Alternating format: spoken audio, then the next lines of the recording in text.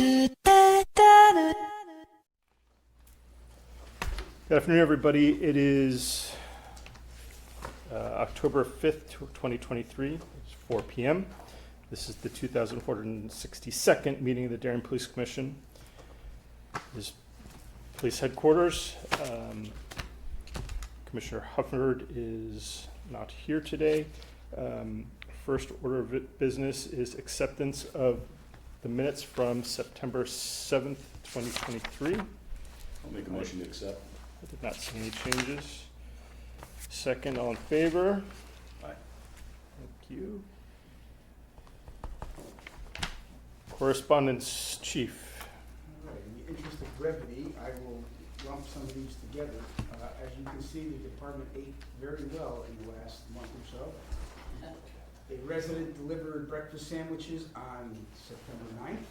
Thank you, note sent. They coming? A Stanford resident delivered cake, cold cuts, cheeses on 9/11. There was a 9/11 celebration for remembrance. Thank you, note sent. Chocolate chip cookies arrived also on 9/11. Donuts delivered by the So Fresh Donut Company on 9/21. And lunch delivered by a former resident on September 28th. So, as you can see, we were well fed. We also got a letter from Patrick Lucas. He's a Danbury resident, but he's a supporter of law enforcement. Sent the commission and the chief a letter of support, which is in your packet. That's so duly noted. The only other item of correspondence that I have, it was phone correspondence. Captain Hadema and Officer Thurston appeared before a women's group. Detective Silva. Detective Silva, to a women's group within the last month or so, and they were warmly received there, and the lady who heads the organization said they probably won't tell you, but they got a standing ovation when they came and addressed our group, so. Well done. You know, That's great. we're bringing attention to the commission that we're out there again engaging the public, and it was well received. Great. Thank you, Chief. Department activity, Captain. This report is from September 7th through October 4th. September 19th, officers discovered that the speed limit signs on Garden City Road had been stolen and replaced with non-compliant signs. Investigation is ongoing. September 23rd, approximately 5 p.m., a Fitch Avenue residence was burglarized. On September 29th, a Darien resident reported that she fell victim to a phone scam in which she provided personal, identifying, and financial information. As a result, a fraudulent wire transfer of $45,000 was made from her bank account. On September 25th, several officers were dispatched to a Middlesex Road residence that was under construction. The complainant indicated several subjects were seen remotely on camera either trespassing or burglarizing the residence. When officers arrived, they located 6 individuals. 4 of the individuals were immediately detained and 2 individuals fled. After short foot pursuits, the 2 fleeing individuals were apprehended and detained. One of the individuals had a 9mm replica BB gun in his waistband. All the individuals were determined to be juveniles from Stanford. They were all charged with criminal trespass, and the 2 that fled were additionally charged for interfering with an officer. The subject who had the BB gun was charged for possession of the firearm. One officer involved in the foot pursuit sustained a minor leg injury and still has not returned to duty. We had 7 domestic disturbance incidents, 3 of which involved arrests, 4 incidents of check fraud or mail theft, 2 DWI arrests, 2 stolen vehicles which were unlocked, 1 had the keys in it, 5 overnight burglaries of unlocked cars, 3 burglaries of locked cars which had the windows smashed, 26 motor vehicle accidents, 8 involving minor injuries, 231 traffic stops conducted by the Traffic Division and the Patrol Division, and our accident investigation team hosted a 3-day digital mapping reconstruction seminar here at Police Headquarters. We staffed the Darien High School open house on the 21st, the Middlesex open house on the 28th, all the elementary school open houses on the 14th, and the Darien Road Race on the 17th. And we will also be staffing the Pumpkin Fair next week on the 14th and Rocktoberfest this weekend. Sounds like the Faro system and the donations by the Darien Foundation have been very helpful. Yeah, Right, still state-of-the-art technology. Right. absolutely, yeah. And it was Faro that came in and did the instruction. And we had a couple outside agencies here as well. That was a packed house for training in here for 3 days on that equipment, so. Did you actually get the equipment out and Yeah, Most of it was done through simulation on laptops. Everybody had a laptop, but I think it was beneficial to everybody in attendance. Captain, can you just give a little more light on Garden City Road? Somebody took down the publicly placed speed limit signs and replaced them? That's correct. The 20-mile-an-hour speed signs that were there were changed with a 15-mile-an-hour speed sign. I believe professional signs, however, not approved by the Legal Traffic Authority and not able to be replaced. And clearly it was done by a resident. It's just a matter of which resident it was, and that's why the investigation is ongoing.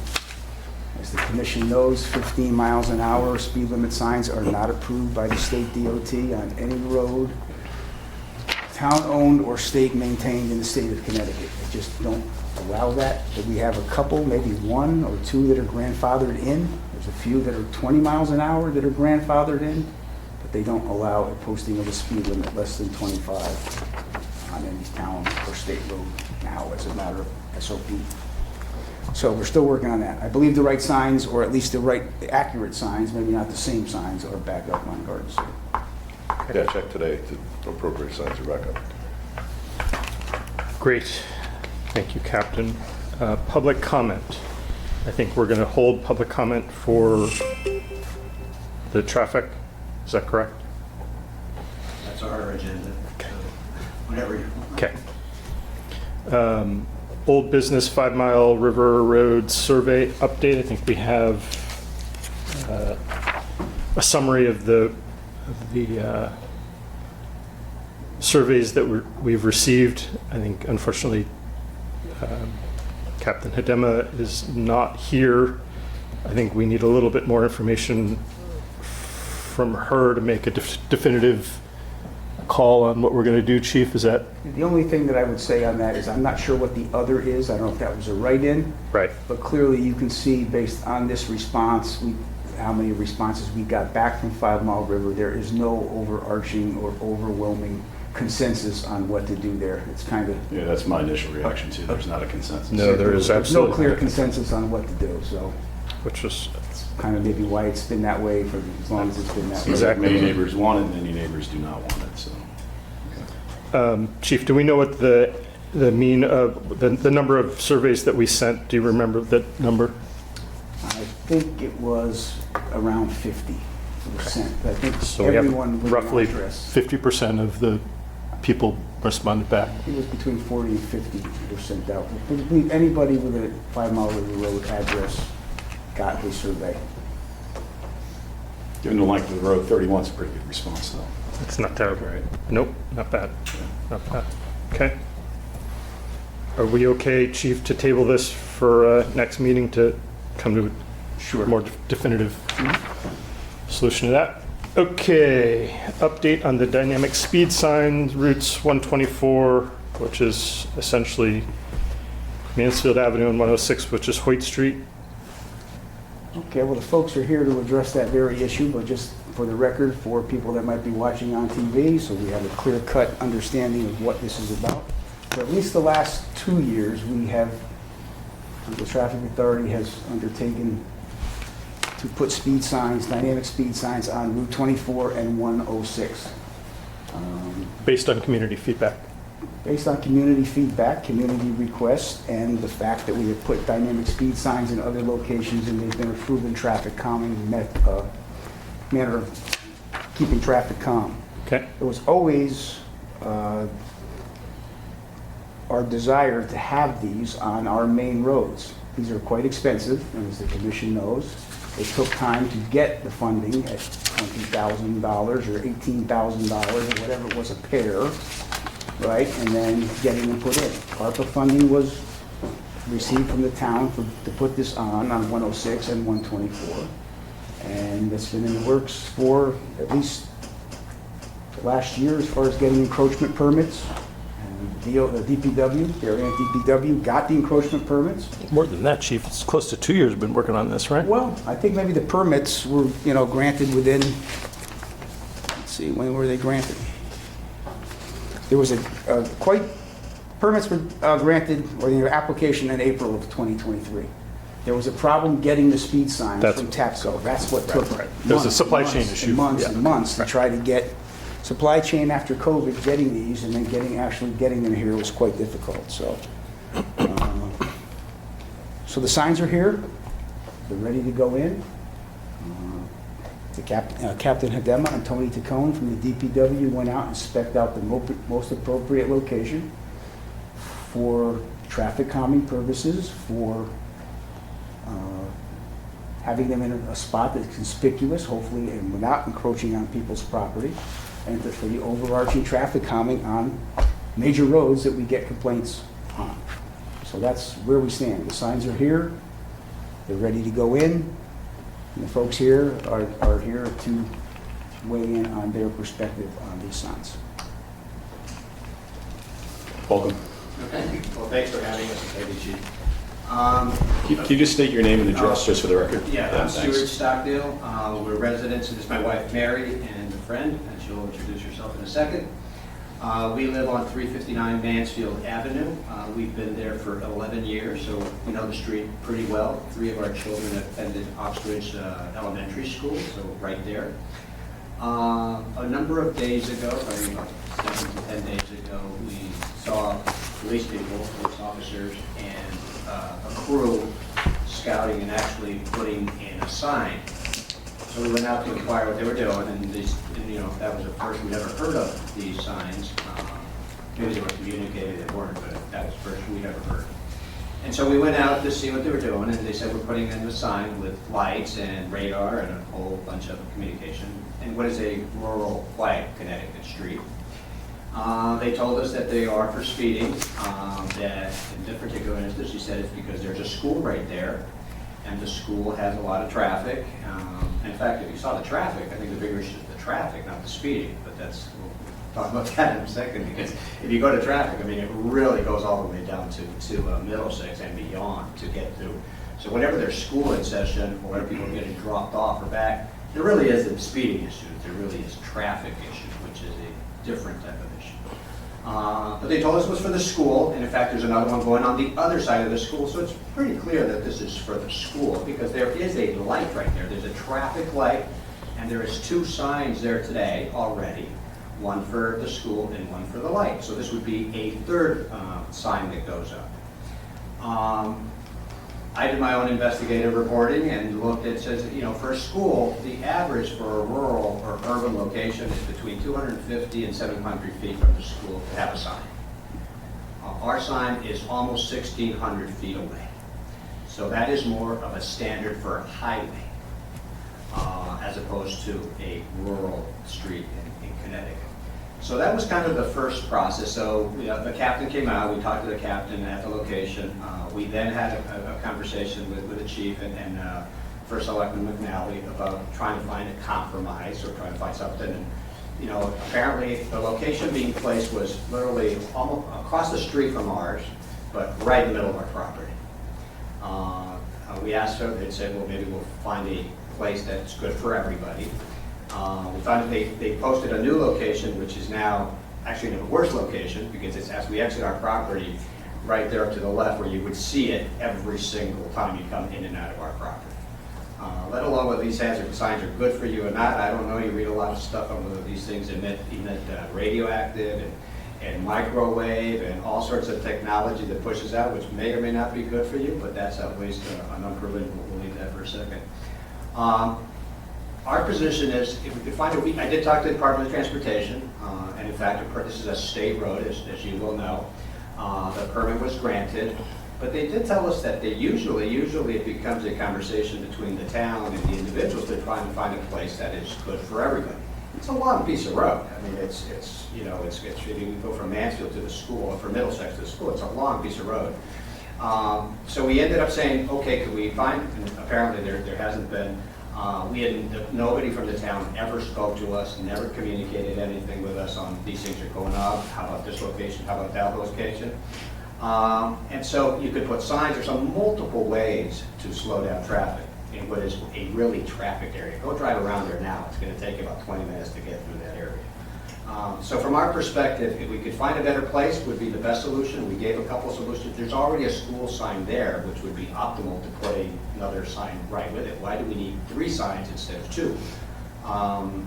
You know, that's my perspective. We'd like to work with the town and the police department to find a place for both. Obviously, this is an eyesore for, you know, I see it on Route 1 where they're all, you know, business.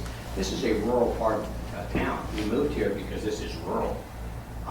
You know, I did run a big property management firm, the largest in the world. Zoning is a big issue. I think there's ways to work together to find a you know, solution for both of us. But it doesn't seem to have worked out that way so far. Anything you want to add? I didn't know I was being yeah, I'm a mother of 6. We moved here 10 years ago. I've got kids 27 to twin 17-year-olds at the high school. We've lived in various parts of the United States. I grew up in Hartford, but always under the assumption in Denver, Indianapolis, Miami here, that you work with your community policemen, and you guys have been great. I mean, I've left food in the past when I do pasta dinners with all my 6 kids. You guys are at the schools, like, I appreciate everything. We never got a survey. The thing that was sad and why I said to the captain that day is, since this summer, they came out and marked the road, and I called the town, and usually when there's a dead animal or something, I can't get anyone, police, no one can help me, because they all say it's a state road.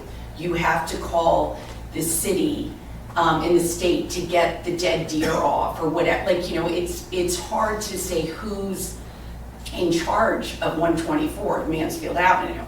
I don't know if that happens with Tokenique or other roads that are state-run, like Hoyt, but it is, you know, I would say to Darien, it's very, very difficult to live on these state roads. I went to the town, I asked 2 times, are you guys putting something here with town zoning and stuff? July, they said, no, nothing's going up. We don't know, call the state. I talked to Jose, I talked to a guy, Lino, who we just heard left today, and there's a new guy that's in charge. Talked to like 6 people, finally had the people at Ox Ridge come down and say, what's this marking? They said, don't worry about it. It's a telephone pole that's going up. You know, the poles are bad. You guys have so much signage.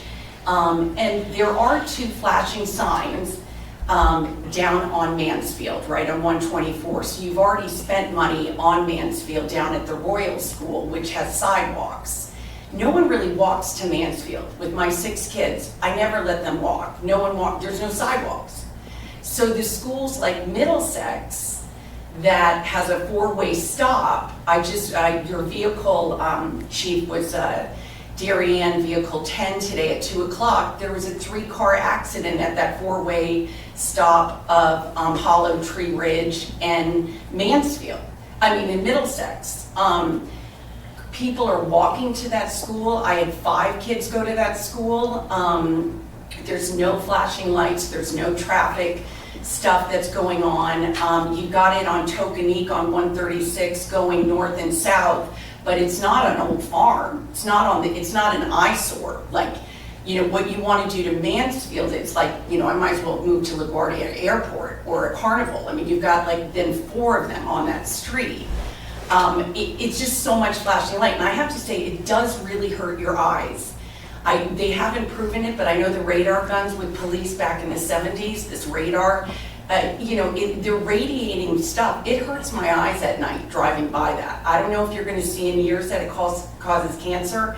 I mean, I'm just saying, they haven't done enough studies. I know they're pulling them off the roads in Michigan after COVID because there's a lot of them. I don't know, but you know, are we exposing our citizens to like stuff that doesn't need to be done? And I have 2 twin girls at the high school. No slowdowns on High School Road in Middlesex. There's no flashing lights on the main schools that people are walking at. So anyways, to wrap this all up, I just thought that if something, I tried so hard to work with everyone and get answers, and I felt like I was lied to. There was no truth. No one told me what was going on. I made at least 8 calls And then all of a sudden, you know, they came out, so when the captain came out, I was flustered. I mean, I definitely feel bad, I was flustered, because I thought, I've asked so many people. So, you know, that's what's upsetting. I don't know if we missed a post that you guys had, but we've never known anything about it. And anyways, I could go on, but here's someone that lives on Mansfield as well, but on, yeah, Christine Foster. Christine Foster. I live directly across the street from Oxbridge. I just learned about this, 2 days ago, so it's all new to me. We didn't receive any communication about it either. Perhaps we missed something as well. Living right across from Oxbridge, my main concern, and you've probably gotten my flustered calls here, this is not an emergency, but we have another problem at Oxbridge. Oxbridge Elementary School. Yeah, this is all the elementary. Yeah, I mean, it's frankly quite uncivilized to drop off, and pickup is even worse. People, they block all the moms sitting on their phones, texting while they're sitting there, and it causes other cars to go around them trying to get where they're going. Sometimes it takes me half an hour to get home, and I don't know that the flashing sign will solve that.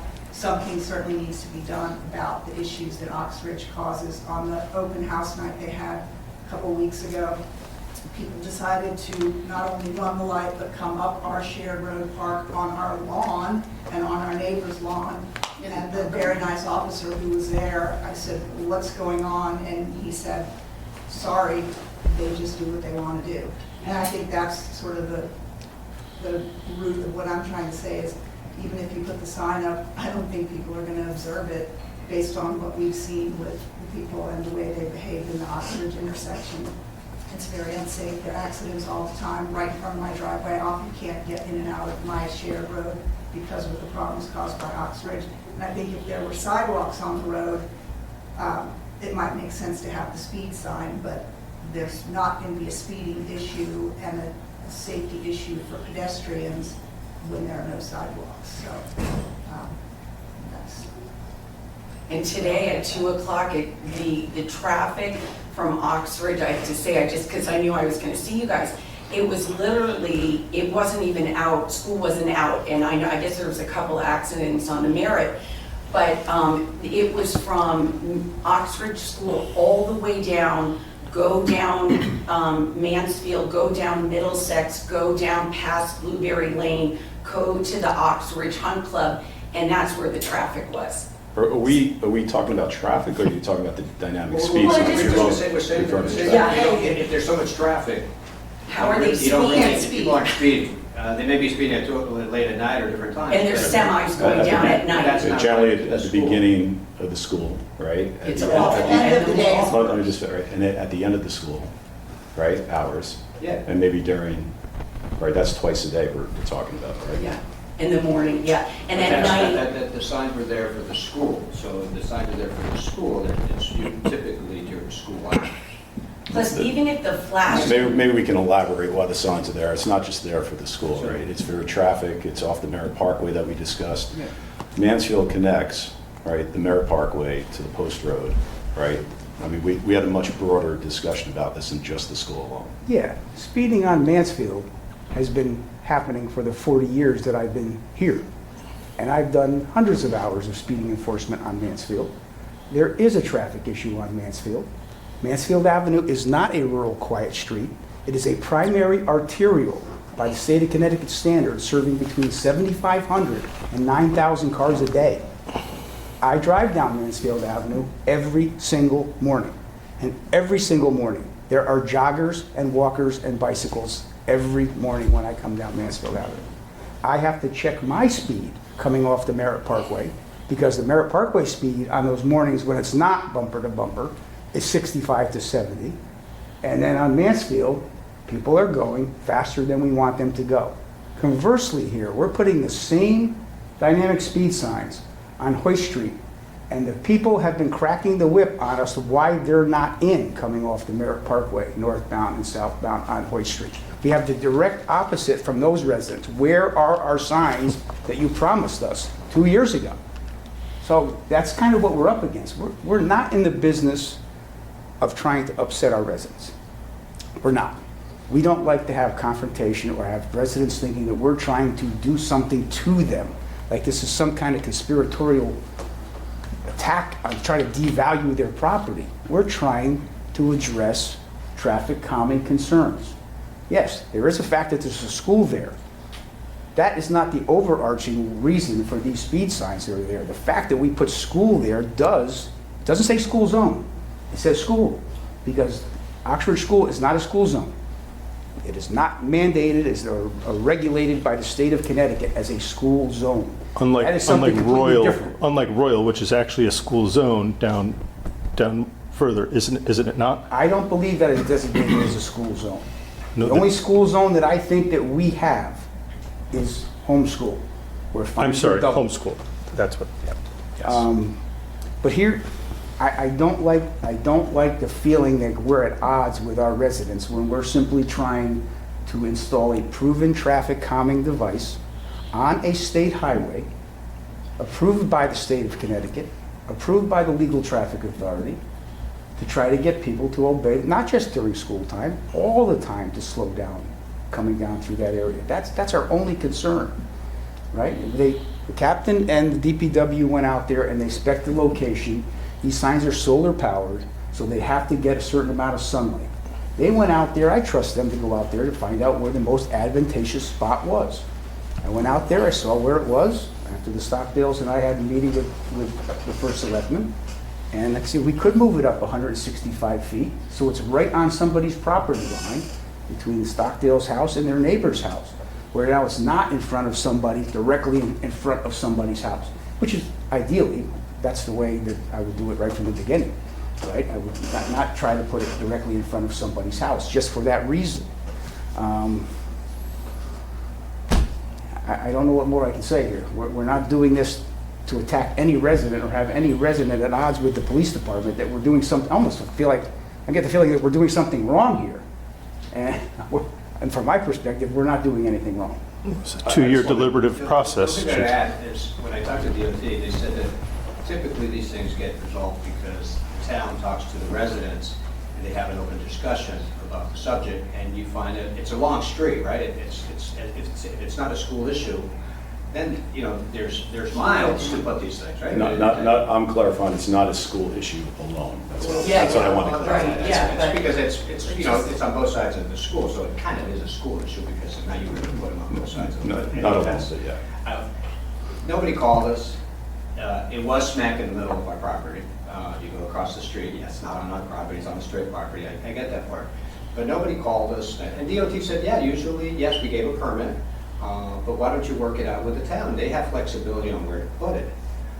Then we suggested where the other sign is, there's already a sign there, that's a school sign. You could put them together and have, instead of having 3 signs, you could collapse that into 2 signs and have one that's got the exact same thing, and avoid the billboards across Mansfield, because if it's the flashing lights that help, then if you condense that, you could do that.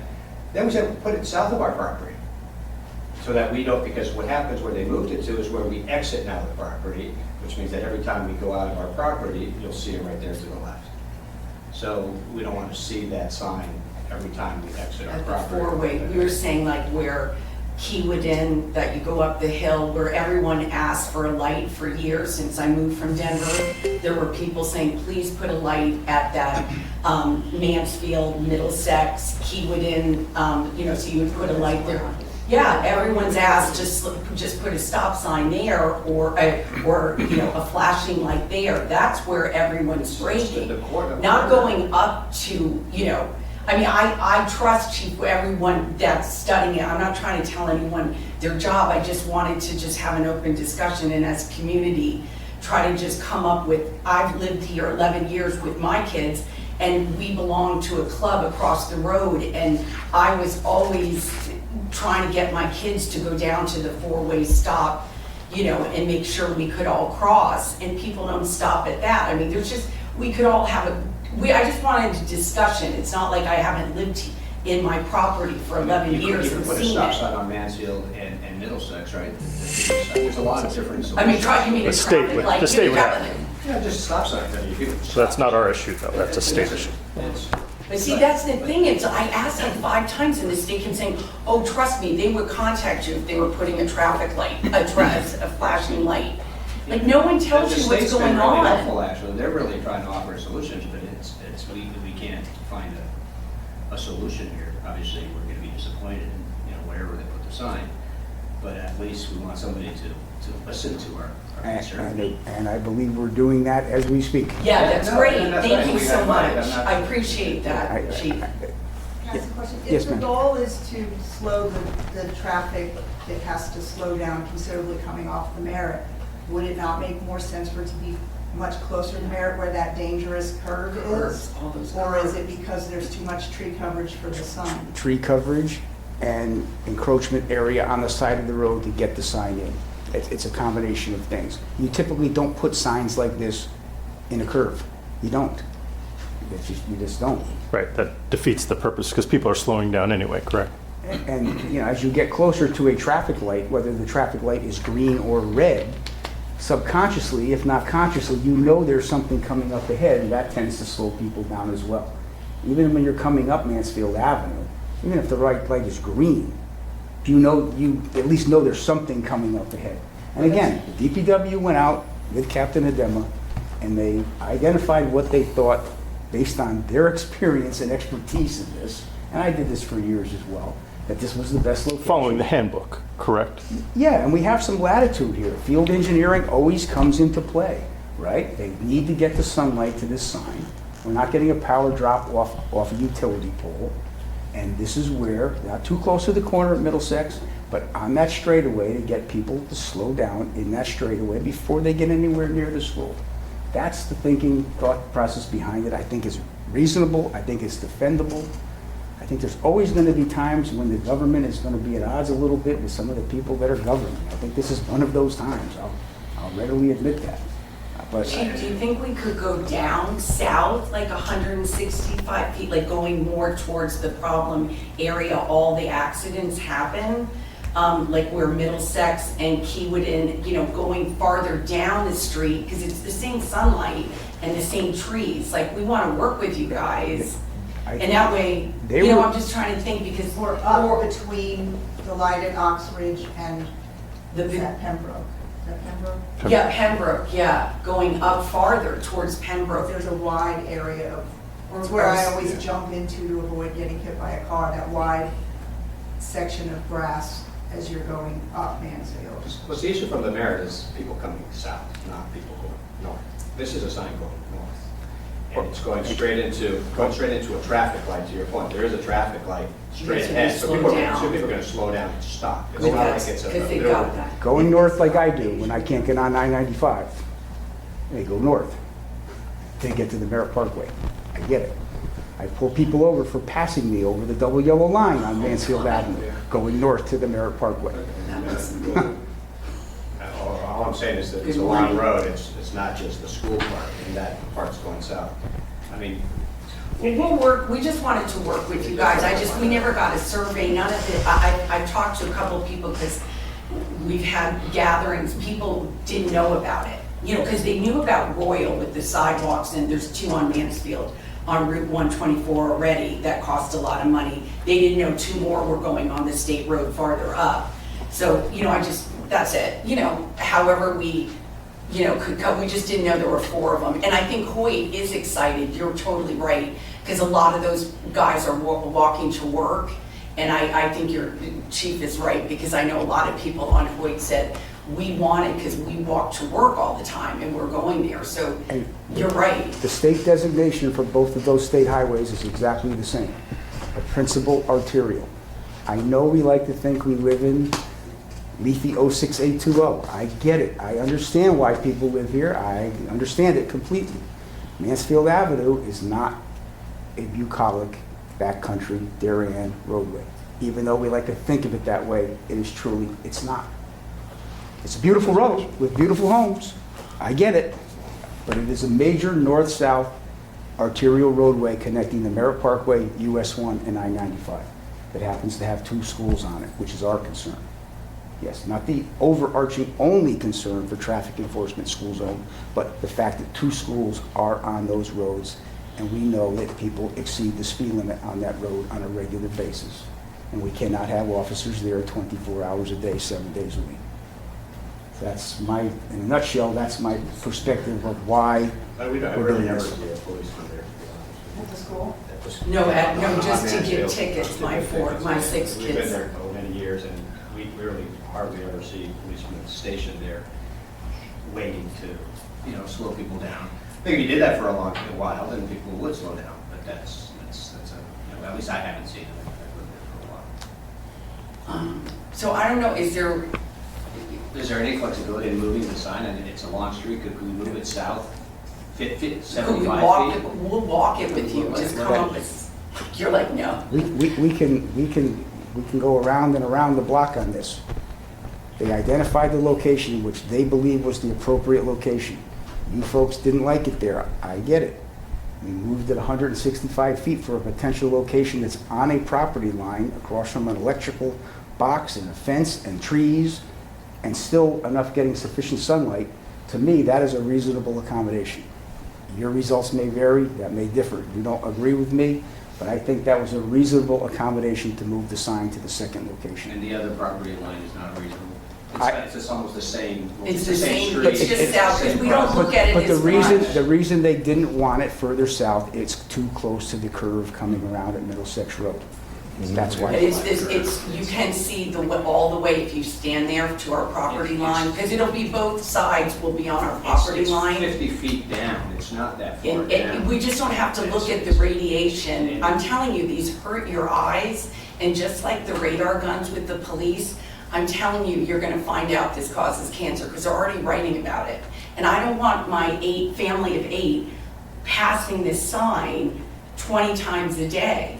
I mean, there's no studies that say it doesn't cause cataracts, which they've already said in Los Angeles, and they've taken them down in Michigan, and that's why you stop using radar guns. The policemen, the radar is bouncing off your car, and it's causing stuff. I'm just saying, I don't want to pull out of my. We still have radar, in every car. We just- But are you holding We're just it not near your holding it body? near your body. Yeah, Yeah, we're but not I- seeing it every day as we go in and out. I mean, I just think it's a I safety. think you accomplish by moving it down the street, I think a little flexibility I mean, we never heard anything, guys. I mean, it would have been great if somebody said, look, we're gonna come and put this here, we maybe move it down. I mean, at least that's what the DOT said, that there's usually flexibility and there's people wanting to work. Obviously, there doesn't seem to be, right? Because we're trying to be reasonable. And we are trying to be reasonable, What's- and from my perspective. I mean, Can no, I ask I, a question? Has the sign that's farther down Mansfield, has it worked? With 100% certainty, it is a proven traffic calming installation. Every single one of these that we have work better than anything else we've ever done. Any roadway treatment, any static signing, anything, these dynamic speed signs exponentially work more effectively than any other treatment in my career that we've put in. Because you brake when you see your speed, and then you can slow down, and then you go, do you collect data? How does it work? I don't- Absolutely. Yeah, and then so you stop, but does it say how much you stop by, and then do you continue that speed? I mean, I just don't know. You put sensors all throughout that road. Those little pipes that you see going down sometimes around that road, measures your, not only the volume, but the speed. Just hearing what you say, moving it down 50 feet further south is not as effective as what I hear, correct? It would not be effective because of the curve that we have there. Right. it's a very slight It's curve. not. Okay, look, I I know think they our are. property- But there's an I know intersection you there know. too, so Right. I think we're, But but it's up where we don't know who bought the property, there's a really high fence. Wall. And you could you can literally stand there and see the light and the whole, I mean, I drive it every day, you can see from the minute you pull out of the intersection, you go up a little bit, and you see the whole straight of the road. So it's not like you wouldn't see it coming either direction. It's where the big tall stone wall starts. So it's at the farther end. And again, unfortunately, I believe, and I know Chief doesn't think so, but I do believe it does take away from property values in Darien. I think there's a lot of people fighting, I grew up in Hartford, to take them down in Weathersfield and all over because they're an eyesore. I know we're doing safety, there's other ways to do safety right, and people don't want them, they cost a ton of money, so I know you guys had to get a lot of money to get these, 35,000 or 40,000, but, you know, a lot of people don't wish them. They would like, you know, and for what we're paying for our homes, we want a safe environment, but it devalues your home, you know, when we have to resell.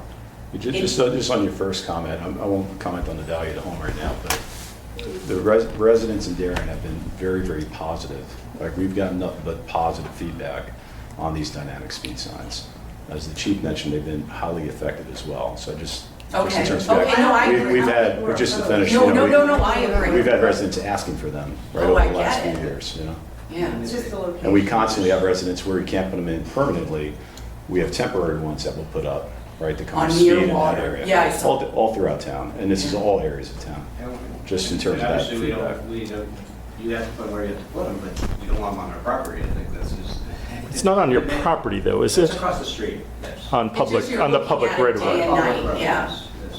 Okay. Yeah. Technically, it's not our property, but you could see it from our property. And in the winter, that's all you'd look at. Yeah, so you have this, and even at night, right, you're gonna get a flashing night, little sign, nice little wake up. I mean, our boys could run it. I just don't sense the flexibility. I mean, I did run property management for the world's largest silent property. We had 350 shopping centers.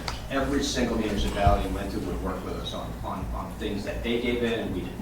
In every single place across the country, you name it. Much tougher jurisdictions. And here in our hometown, we didn't get notified about it and zero, well, maybe not zero flexibility to our property here or here.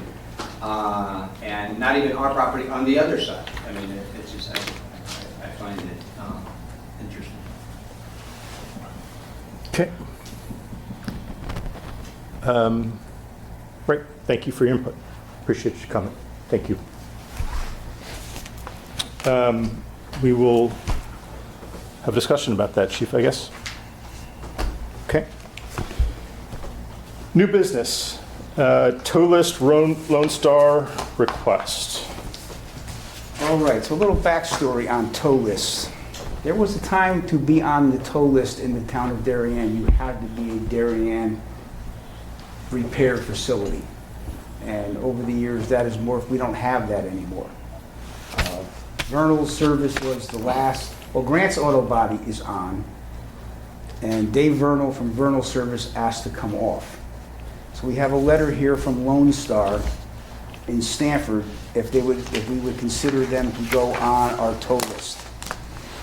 I don't see any real utility of having Lone Star be added to the list. We still have 4 towers. We have Grants, we have East Coast, and we have Bill's Service. And my thinking behind it is this. Lone Star already does the towing for Grants. So they would be getting 2 weeks of tows out of every month rather than They'd get their own, and then they'd get Grants. grants because they tow for grants? they tow for Grants. Grants does have any towing Grants capacity? does have tows. They tow on the highway. They do have their own tow trucks. It's my understanding that when we call Grants for a tow, Lone Star does the tow for them. So From it- they are already getting tow business. I don't see at this point a utility in adding another wrecker service on there. I think we hold it in abeyance and see. They're already getting business in Darien. That's my understanding, yes. And I don't know the principle of Lone Star. I know they do tow on Darien on the highway, on I-95, but I think that they would be getting a double bite of the apple, is my understanding. And Chief, we don't have an issue with the availability or response times for the existing tows? No, they're all pretty on the spot to get stuff out of there. Okay. So I say we hold this, unless they can show a need, why we need a 4th tower on there, I think we keep the 3 that we have. I think the 3 that have been on there for quite some time actually get a little bit of a benefit. They get additional tows. They're on every 3rd week instead of every 4th week. So I think our existing towers would be even happier to only have 3 tows on there. Okay. I don't think if there's not an overwhelming need, Chief, and we don't have a problem with either response times or responsiveness to the existing ones, we'll keep them. I think they're getting business already, so. right. It seems that way. Okay, Fair. good. Next issue, schedule, Chief. You have a calendar in there for next year. As you know, we have to have published dates for police commission meetings. The only, I see the Rick is circled July 4th. I don't think the commission wants to have a commission meeting on July 4th. And November 21st must be the Thanksgiving week, so I think those are the only two that he probably had questions on. Yeah, I don't think either one are necessary, but maybe we should wait for Commissioner Hufford as well, just to confirm it. I think, we don't have to make a decision on this. I think because he is always on top of things, he wants to make sure that he gets it out there fairly quickly, so I think that can probably wait till the next meeting to make a Yeah, final decision. I would say the feedback is just delete the July 4, November 21. Okay. Otherwise, it's fine. Okay. Great. Ford to Chevy. That a Netflix show. We got the Public Act 23-146. Oh, I'm sorry. Oh, no. I'll just be real brief on this. I think the commission, I sent you an email. Connecticut Public Act 23-146 requires all municipalities honor before October 1st that we hold quarterly roundtable meetings with community stakeholders to address gun violence. That said, there is an exemption under the law that if the chief elected official and the chief of police do not see a need for quarterly meetings to address gun violence, that they can be suspended and we not hold them. I recommend to the commission, and I recommended to the first selectman, thankfully, that we do not have any gun violence to speak of that we can divest ourselves of having quarterly meetings to address gun violence. Doesn't mean that we can't have a meeting, Nope, just we certainly don't not. require We're not it required to on a have quarterly basis. Quarterly meetings Okay. on gun violence. Do we need to make a motion on that, Chief? I would, yes. So I'll make a motion that it's not necessary to do quarterly meetings, and we'll do an ad hoc one if we get a request by the community, or the chief of police or first selectman want to request it. I'll second it. Okay. Thank you. I'm sorry that I skipped that one, Chief. Ford to Chevy? Well, as the commission knows, it is almost impossible to get a Ford police car. Coming out of COVID, we have not been able to get police cars now for what, almost 24 months at any price point. You can't get them. So Captain Hadema is, we're trying to figure out what our options are. Commission knows I am a Southwest airline type of operator here. I want to run one airplane. I don't want to run a Tahoe and a Ford Explorer and a Tesla. And I want utility of one set of tires, one kind of headlight, one kind of exhaust system, one kind of everything. So the bids for 2025 Ford Explorers, if a bid comes out, we may not get police cars until the summer of 2024. So we may be looking at almost another year before we get any police cars. Are we caught up right now? We have cars that should have been replaced already. Right, But we were not able to get cars at any price. I think we're gonna be due for sticker shock when it comes down the pike here. Our fleet maintainer is looking at if we can get Ford Explorers, we're probably looking at a $7,000 or $8,000 jump That was my next from the question. last time we actually purchased cars. And Chief, do we have any indication that Chevy is any better in their pipeline? Other drove- municipalities have been able to get Chevy Tahoes. Tahoes. Mhm.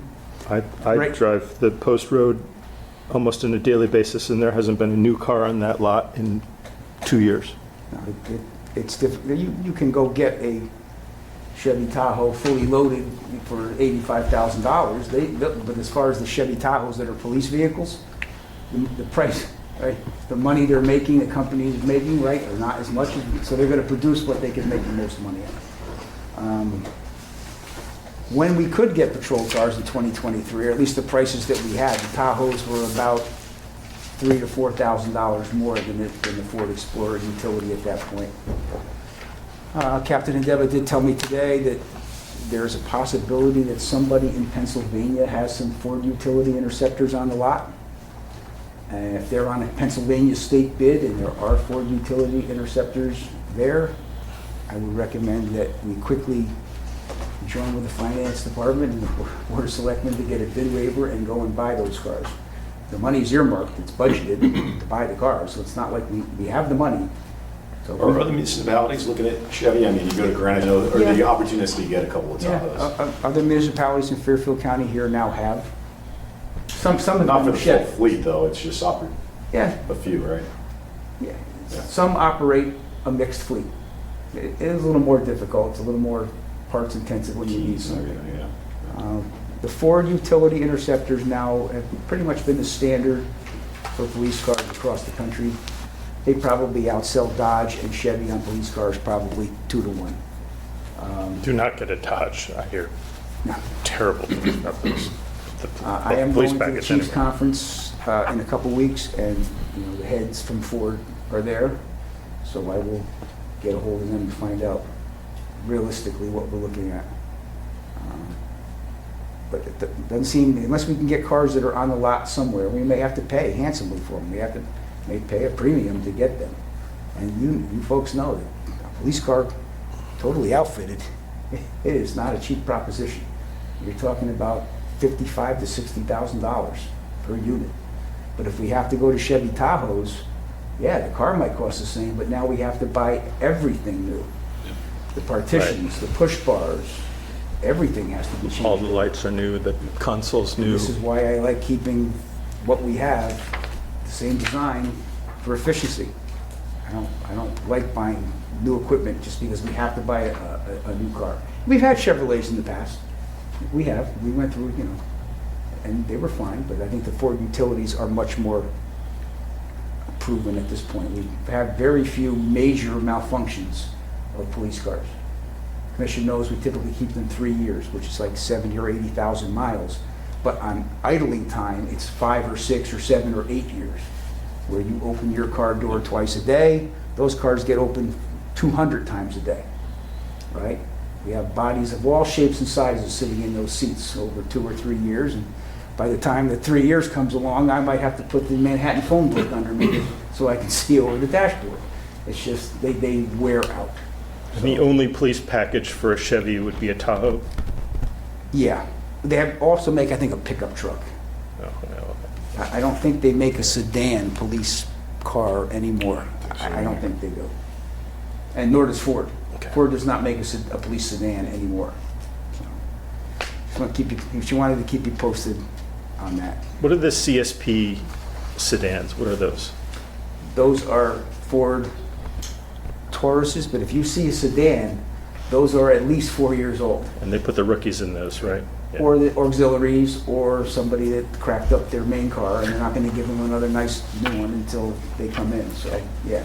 I don't think they've gotten a delivery, you know, organizations of that type. I know of some larger organizations who have bought hundreds, if not thousands of cars, and have them sit in a lot until they need them, because when they get them, and they sit for a year or two, and they're brand new, but nobody's ever driven them, so. You know, there's plenty of heads up before we do the budget, so. Yeah, well, and she's doing yeoman's work to try to make sure that we're just looking at, we don't want to replace a transmission for $8,000 because the car is now out of warranty. Right. Now, you folks know our admin cars, we keep much longer. Chief's car, captain's car, detective bureau cars, but we buy the extended warranty on those cars to prevent the major expenditures. We're trying to, not pinch pennies, but we're certainly not trying to spend any money where we don't have to. Okay. More to come? Yeah, more to come. She was on the phone today, so. Turkey trot? I'll defer to Captain Marin on that one. I'm not sure if I CC'd you on an original request from Amy Daniels from the depot. They are looking to hold a 5K that they originally wanted to start at the depot, close down the Roten Avenue and run all the way up to the high school property and have it end there after navigating through the Dillard property trail. Well, they quickly learned what that might entail and were informed that there's a moratorium on any new events that would require roadway closures and staffing of our personnel. And the chief and I had a meeting with her this week, no, last week. That was this week. It seemed like last week, but no, it was this week. And we came up with a better, or they've come up with a better idea once they were told that they couldn't hold it in that manner. they want to hold an event that's going to stay within the property, Board of Ed property and Park and Rec property at the high school. If you're just going to do a couple of loops on the Dillard Trail there on the day after Thanksgiving, I believe. Yep. And they're hoping to get 500 registrants. It would involve us at the locations that the trail crosses, the mouth of the roadways leading in and out of the campus there. So we probably have to have traffic control on Nutmeg, High School Lane, and Norotan for when the runners are crossing. For the 3 passage points there. Yeah. Okay. It seems pretty well contained. no issues. Yeah, I don't think it's gonna fall in the category of these events that we're considering whether we should approve or not, but Okay. The only discussion that we did have with them, that the timing would have to be, they would have to get it done. The memorial service for Penny Glassmeyer is gonna be held at Darien High School that day. yeah, at 1 o'clock. Later at 1 o'clock, and that's gonna be a full house. Do we know if there are any sporting events that day, Chief? I think she said she checked, and there are not. So are they out by noon or so, I presume? I think that was So, the yeah. plan, yeah. Okay. Is it 9:30, 9:30, and 10? Okay. And that's, that is Thanksgiving weekend. Thanksgiving weekend, yeah. Friday. And they're gonna have an after event back at the depot, but that won't really concern us. I don't want to make a motion again. Yeah, well, Chief, do we need a motion for this? This is more of an FY, this only has peripheral application to legal traffic authority, it's self-contained, but something we did want you to know about. We did tell them too that the possibility is that they couldn't hold that every year. If we're gonna have the Thanksgiving Day football game on Thursday, every other year, that we probably wouldn't be able to have that event every Friday on Thanksgiving, simply because getting officers to work or ordering them 2 days in a row is problematic sometimes. Indeed. But we just want to work with them as well. Okay. Any other issues, Chief? Yeah, it didn't make the commission minutes, I guess, but just on building issues, real quick. I was going to ask. The never-ending building issues. The front sign in front of the building now is 12 years old. If you take a look at it, really needs to be spruced up. I don't think that would be a major expense. I did ask P&Z, the town of Trumbull has a very nice carved sign in front of their town hall that also has an electronic message board on it. That doesn't seem like we could get something there like that for us, but I think we can get a wrap. I think we can get probably a company to come and just give us a wrap for each side of that sign. Instead of making individual letters, we can get something done computerized. It's just getting a little old and faded out there. Okay. Would that be alarm fund? Oh, no, that would be probably something that we could get out of our building maintenance. I don't think it would be a huge expense to get a wrap. I mean, I can't see it being more than a two-sided thing, maybe $500, maybe. So use the existing sign, but just wrap the panels and get something into it. Okay. Women's locker room bid is due on the 12th. There was a walkthrough today with our architect and several contractors, potential contractors, just so they can get the lay of the land. I guess they need the walkthrough so they can work their numbers, see what that number's gonna be. So on or about October 12th, we're gonna, for better or for worse, we're gonna have the number of what it's gonna take to get that locker room renovated and up to spec. And that will include a sequencing plan for Yes. the renovations. Renovation, temporary locker room for the ladies. Is the working hypothesis still that first bay where the ambulance is? That's still the plan, and that's what I'm sure what they were looking at today. Temporary facilities there. And then that would be selectmen and Board of Finance as well, correct? Yeah, and Mr. Palin from the Board of Finance did reach out to us, Yeah, so, just make sure that we can have our ducks in a row and everybody's lined up and there's no undue delay, that they know it's coming, so yeah. I think we're well positioned there. Men's locker room floor drain, the issue that we had in the ladies' locker room, the unpleasant overflow happened in the men's locker room over the weekend. I think it was kind of a one-time anomaly. There is a jetter, not the jetter system that runs the sanitary septic system proper, but there's a trap primer in there that every certain amount of time it puts water into the trap to make sure the trap doesn't go dry. DPW seems to think that the trap, primer, and a flush happened simultaneously. So it wasn't as bad as what was in the female locker room, but it's still kind of unpleasant. But we'll watch it to make sure that it's one time. And the fire suppression system, the pipes, the issue we had with the Flesh-eating bacteria. microbes eating the metal, those pipes are due to be tested in the near future once again. So see if there's other spots that need to be replaced. Okay. Chief, are we still under the hypothesis that we're going to go live with the new CAD in December? Is that, I got an email on it today that the data migration is going well. There's no blips in the road as far as the data migration. The good news is Central Square, our current vendor, at 1 minute after midnight on New Year's Day, it doesn't go dark. It still works. We still can put data in there. They just won't support it, anymore. We wouldn't call them for, but it will still work. we still have a live license. Oh, yeah. And the data is proprietary to us.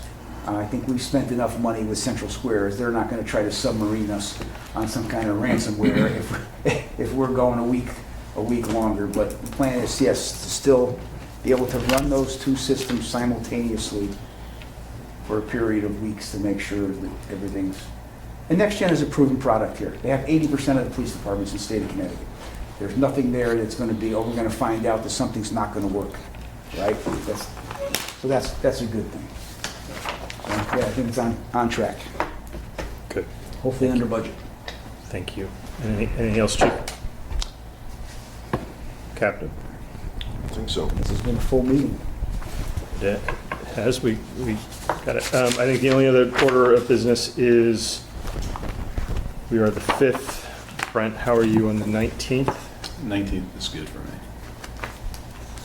Chief? Let me get my non-digital scheduling book here.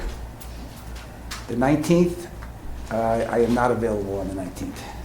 But you could still have a meeting without me. The captains can certainly... I don't think I'm going to be here either. Want to do the following week? 26th, I have open. I'm in London that week.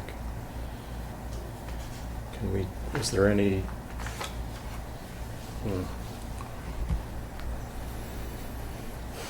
Unless we did the 19th earlier than 4 o'clock. I am available all day. I'm here during the day, just I have a commitment in the afternoon. Hayes?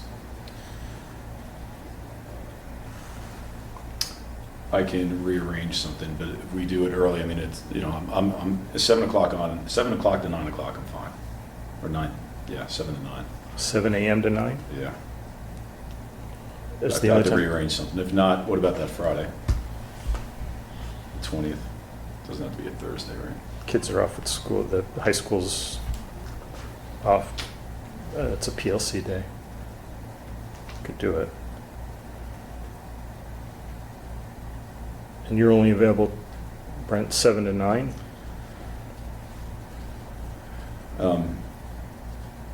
I can be fine except for 10 to 11 and 11:30 to 12:30.